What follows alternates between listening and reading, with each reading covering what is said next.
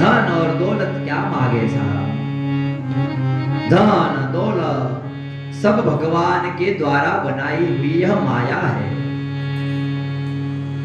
भगवान के पास से मांगना हो तो ऐसा मांगो कि जन्म जन्म तक है भगवान आप हमारे साथ रहिए। ऐसा भगवान के पास मांगने से भगवान शीघ्र ही संतोष हो जाते हैं। गुजरात में जूनागढ़ में नरसिंह मेहता, हमको लगता है कि भगवान द्वापर युग पूर्ण हुआ चले गए अपने धाम में, पर कलयुग में भी भगवान अपने भक्तों का कार्य करने के लिए आए हैं। जब जब भक्त ने पुकारा, अखिल ब्रह्मांड के नाथ भगवान कृष्ण स्वयं आए सा। पर नरसिंह मेहता जब जब हाथ में करताल लेकर भगवान को बुलाते थे, अखिल ब्रह्मांड के नाथ को स्वयं को उनको आना पड़ता था। अपने पिताजी का श्राद्ध हो, अपने लड़के की शादी हो, विवाह हो, भगवान उस समय आकर अपने भक्तों की लाज रखते हैं साहब।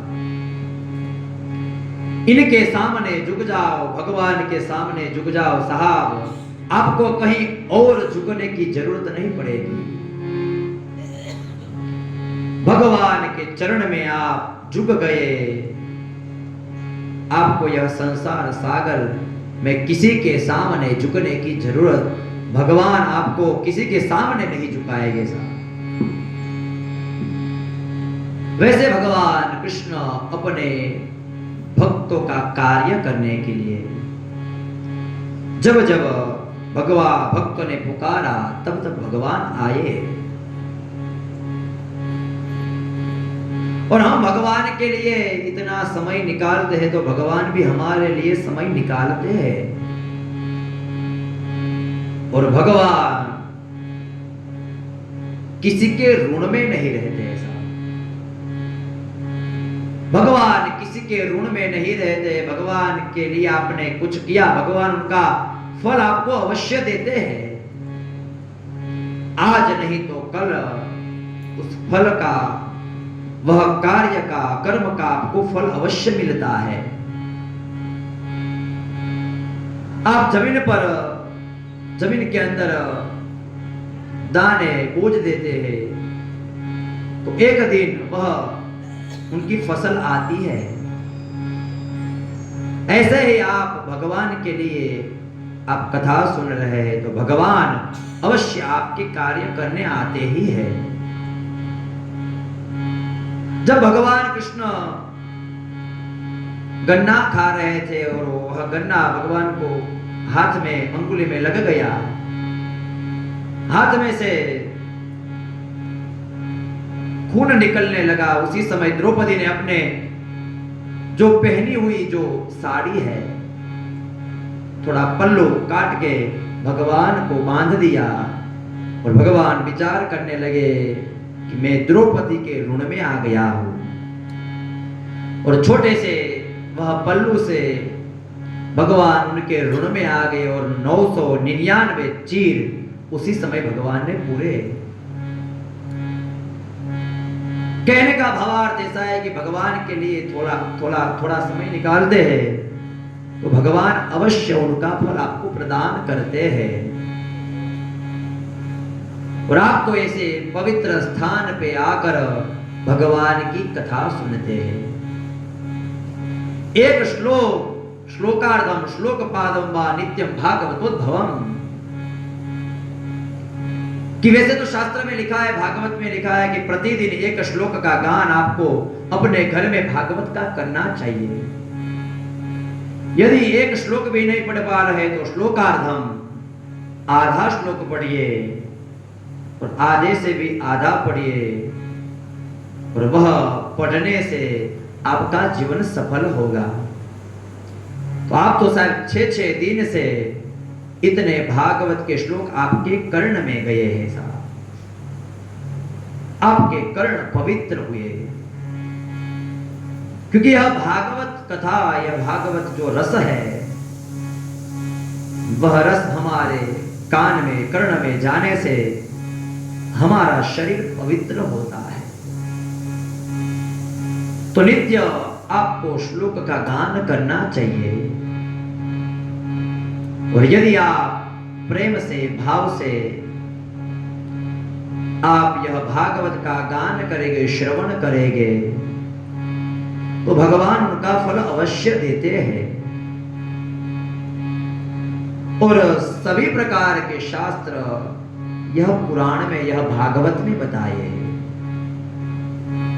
यहां सुखदेव जी महाराज परीक्षित राजा को भगवान की जो आगे की जो बाण लीलाएं हैं उनकी कथा सुनाते हैं कि भगवान के द्वारा अरिष्टासुर यानी बैल के रूप में जो असुर राक्षस आया था, उनका भी भगवान उद्धार करते हैं। और एक दिन के समय एकदा देवरात्र्यायाम गोपाला जल कौतुकाः अनोभिरणनुद्युक्ते प्रयस्तोम्बिकावनम, कि अंबिका वन में रात्रि का विश्राम करने के लिए, एक रात रहने के लिए भगवान कृष्ण नंद बाबा सहित अंबिका वन में जाते हैं और रात्रि के समय वहां भोजन करते हैं। बाद में भगवान की कथा सुनते हैं और आपस में सब खेल रहे हैं। जब देर रात्रि का समय हो गया, सब सो गए, और उसी रात्रि में दावानल से वह जंगल में आग प्रगटी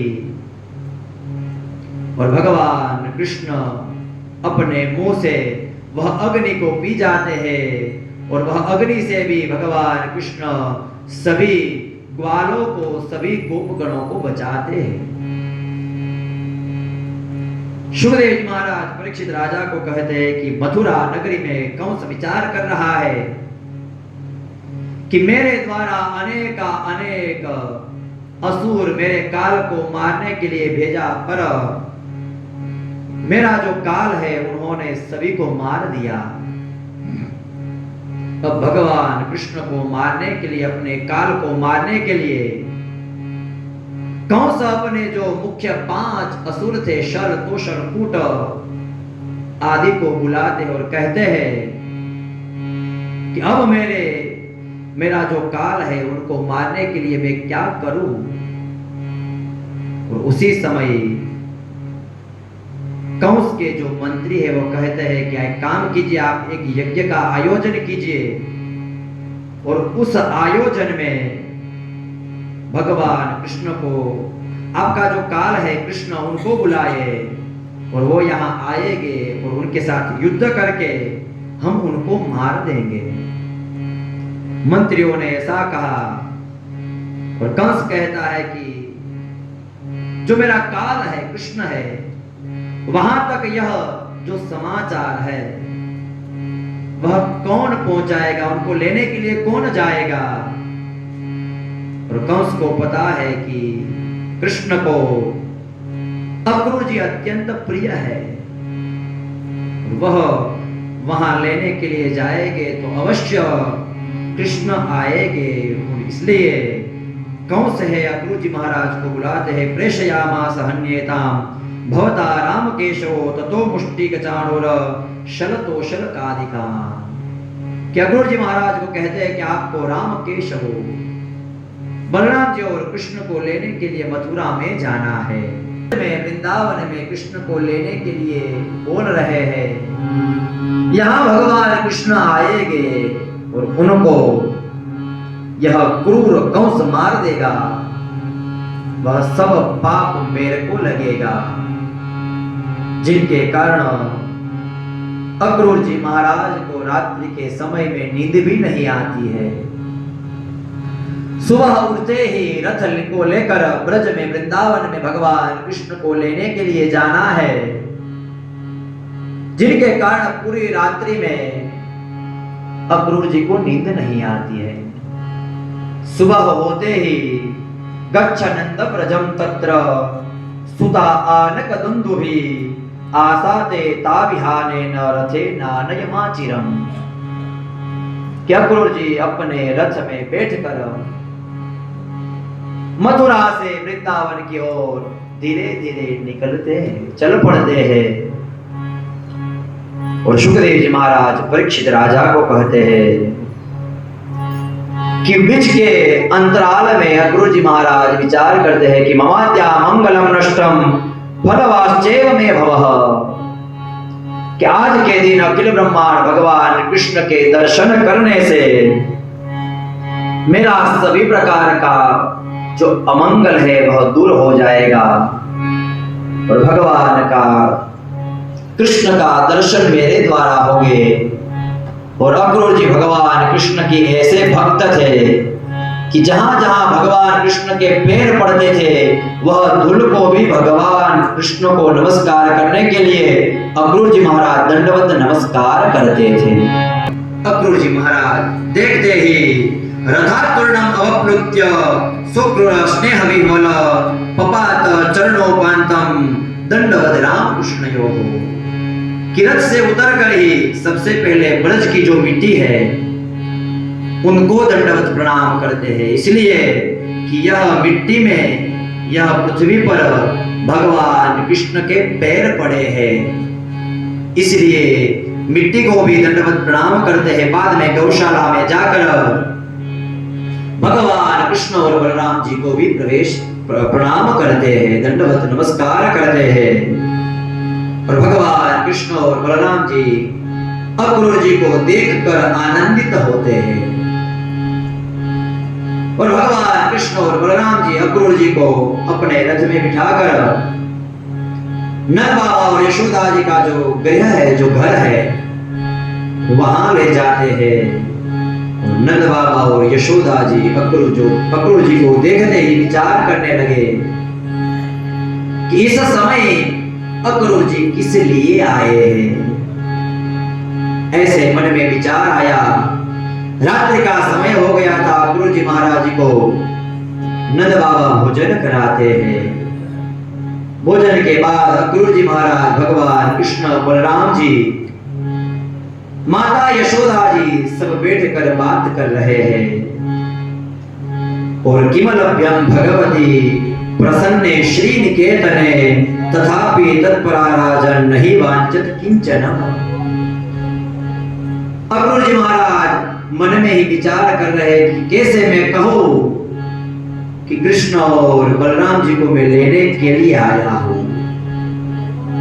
अंदर से बोलने की हिम्मत नहीं हो रही है, क्योंकि विचार कर रहे हैं कि मैं कहूंगा कि कृष्ण और बलराम जी को लेने के लिए आया हूं और नंद बाबा और यशोदा जी को पता चलेगा कि लेने के लिए आया है तो न बोलने के शब्द मेरे को बोलने लगेंगे। भगवान कृष्ण तो अंतर्यामी है और कृष्ण भगवान अक्रूर जी को पूछते हैं कि आप किस हेतु यहाँ पधारे हैं। अक्रूर जी भी सोच रहे हैं कि अभी नहीं तो बाद में मेरे को बताना ही पड़ेगा, क्योंकि कृष्ण को मैं यहाँ से नहीं ले जाऊंगा तो कंस मेरे को वहां रहने नहीं देंगे।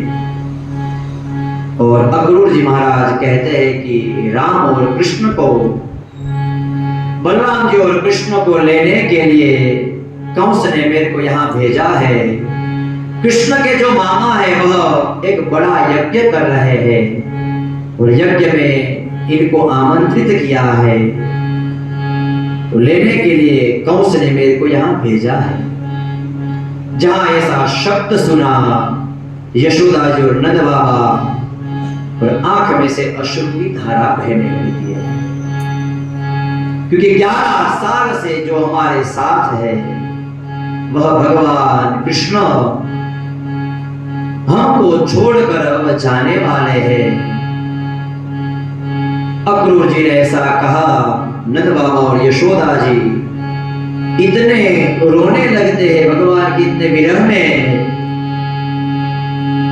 कि अक्रूर जी को कुछ बोलना चाहते हैं फिर भी कुछ बोल नहीं पा रहे हैं। और जब हमको कुछ बोलना रहता है और हम विरह में गम में आ जाते हैं तो हमारे मुख से कोई शब्द नहीं निकलता है। यहाँ नंद बाबा और यशोदा जी का भी ऐसा हुआ, कुछ शब्द नहीं बोल रहे हैं। और थोड़े समय के बाद यशोदा जी कह रहे हैं कि हे अक्रूर जी, आपका नाम अक्रूर है, जो क्रूर रहित है, पर आपने ऐसा कहकर, ऐसी वाणी बोलकर मेरे को आपके सामने, आपके प्रति घृणा हो रही है। और जो 11 साल से हमारे साथ रहते हैं, उनको हम आपके साथ जाने की अनुमति कैसे दे? नंद बाबा और यशोदा जी अक्रूर जी को अनुमति नहीं दे रहे हैं। और भगवान कृष्ण विचार कर रहे हैं कि 11 साल से मेरी माता देवकी और वसुदेव कारागृह में है, कंस के पास है, अब उनको छुड़ाने का समय आ गया है। मान जाते हैं और रात्रि के समय में नंद बाबा और यशोदा जी को पूरी रात नींद नहीं आती है। सुबह प्रातः सूर्योदय हुआ और अक्रूर जी भगवान कृष्ण और बलराम जी को अपने घर से रथ में बिठाने की तैयारी कर रहे हैं। और गोपियों को पता चला, ग्वालों को पता चला, गोपगणों को पता चला कि भगवान कृष्ण मथुरा नगरी में हमको छोड़कर जा रहे हैं। वह सब वहां इकट्ठे हो गए। भगवान घर से बाहर निकलते हैं, रथ में बैठते हैं, तो सभी गोपगण, ग्वाल, गोपियां भगवान कृष्ण को कहती है कि आप कहां जा रहे हैं? और भगवान कृष्ण कहते हैं कि मेरे मामा एक यज्ञ कर रहे हैं और यज्ञ में मैं सम्मिलित होने के लिए जा रहे हैं।